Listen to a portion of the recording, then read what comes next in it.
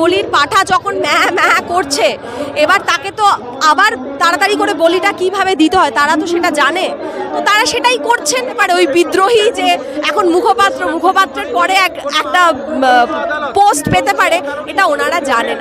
আমরা সাদা, আর যদি আমরা টাকা নিয়ে করিও, আমরা ন্যায়ের জন্য লড়াই করছি। কুণাল ঘোষ কি বলছে না বলছে এটা নিয়ে না মানে অনেক ইম্পর্টেন্ট।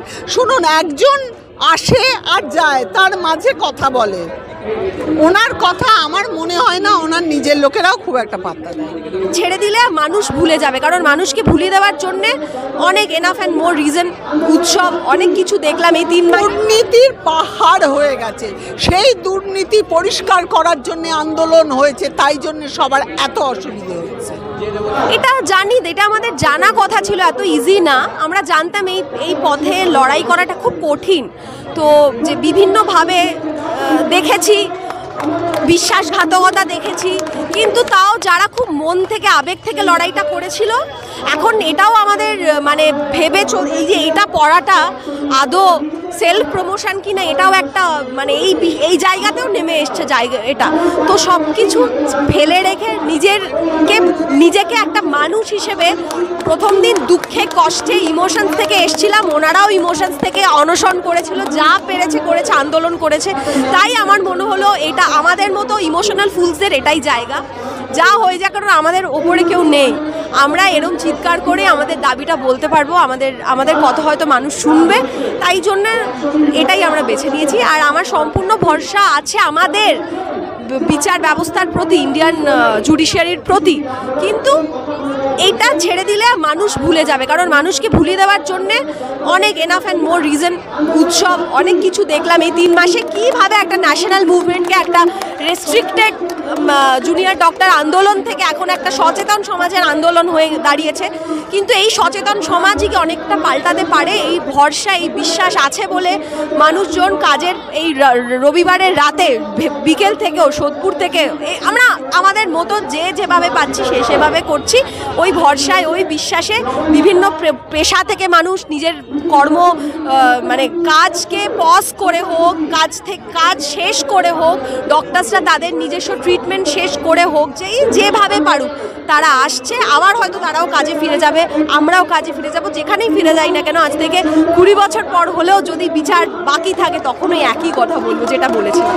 আচ্ছা, একটা সত্যি কথা বলতে, 14ই অগস্ট যখন আমরা দেখেছিলাম কিছু পুলিশ হোস্টেলের মহিলাদের ওয়াশরুমে টয়লেটে গিয়ে লুকিয়ে বসেছিল তারা, তাই তো সেই অপদার্থতা আমরা যেটার জন্যে রাত দখলটাকেও মেলাইন করার জন্যেই এত বড় যে ভ্যান্ডালিজম সারা দেশ বিদেশে ছড়িয়ে গেছে, এত পডকাস্ট, এত বিভিন্ন নন বেঙ্গলি চ্যানেলসেও যে এত পডকাস্ট ওই ভ্যান্ডালিজম স্পেশালি 14ই অগস্ট নিয়ে, সেটাও তো ওনাদের অপদার্থতা বা ব্যর্থতার জন্যই হয়েছে।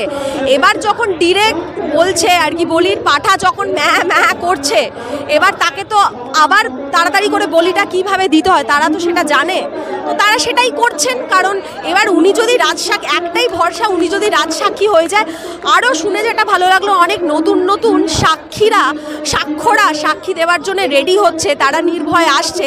তাই আমি প্রেয়ার ছাড়া এখন আমরা কিছু করতে পারি না, চিৎকার ছাড়া কিছু করতে পারি না। চিৎকার মানে এইভাবে এই সমাবেশে এটাই বলতে চাই যে আরও মানুষ যদি কিছু জেনে থাকেন, মানে যারা সত্যি দে নো এনিথিং, তারা প্লিজ এগিয়ে আসুন। আপনারাই পারেন আমাদের সবাইকে জয়ী করতে।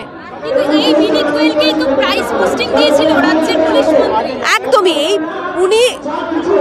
উনি কেন দেবেন না বলুন তো? উনি তো শুধু পুলিশ মন্ত্রী না, উনি তো আরও মন্ত্রী। এবার এই ঘটনাটা যদি উদ্ঘাটন হয়, ইভেন সন্দীপ ঘোষকেও তো প্রথম দিন একটা সুইসাইড থেকে শুরু করে আর একটা অন্য মেডিকেল কলেজে প্রাইজ পোস্টিং তো এই সরকারি স্বাস্থ্যমন্ত্রী দিয়েছিলেন।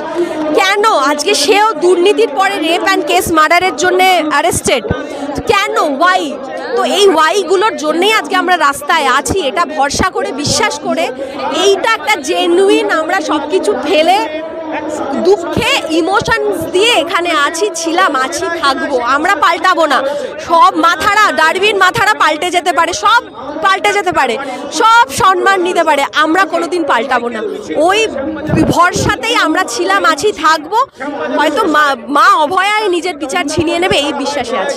সব থেকে বড় কথা, সেলিব্রিটি আমি একদমই এখানের কোনো সেলিব্রিটি নই। আপনি আমাকে হয়তো ওই ডারবির মঞ্চে চিৎকার করেছিলাম, সাধারণ নাগরিক, এখানে সেটাই আছি। যদি সেলিব্রিটি হতাম বিভিন্ন ইভেন্টস থেকে, প্রথমে ওটা অভয়াকে কেন্দ্র করে ডাকে, তারপর আমরা বুঝতে পারি ব্রশিওরটা দেখে ওটা কিন্তু পলিটিক্যাল প্রোগ্রাম। তো সেখানে হলে হয়তো আমরা যেতাম, অনেক কিছু করতাম, কিন্তু বিশ্বাস করুন এখানে আমি আমার বাংলার মেয়ে, আমি এখানে এসছি আমার নিজের দুঃখে কষ্টে নিজের বিচারের দাবিতে।